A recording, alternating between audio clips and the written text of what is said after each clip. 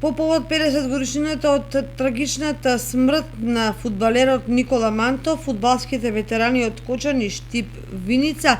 како и од другите градови од државата, односно поранешни фудбалери на Осогово, Брегалница и Слога, во саботата на стадионот Никола Мантов се собраа да му одадат почит на прерано загинатиот фудбалер, кој својот живот го загуби за време на надпреворот помеѓу Осогово и ФАС 11 октомври, далечната 1973 година. Денес ние, ветераните на ФК Осогово, организираме еден мемориален надпревар со чест да се сеќаваме во негово име. Тоа се одвиваше, беа поканети фактички од Штип, Брегалница Штип и Слога Виница.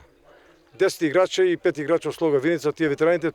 токму оние играчи кои играа со Мантов во таа генерација. Тоа се себе претежно луѓе околу 71 година до 80 години.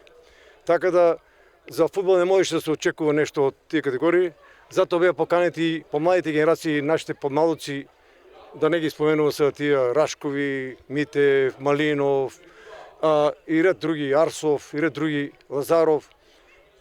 и ред други млади категории на играчи, но малку на одзивом беше не многу јак, бидејќи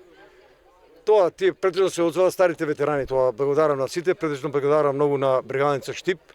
кои дојдоа со стандардниот состав во тоа време, да не ги да бројам сега, Шумански, Штериев, Трајан Иванов, Боро Цеков,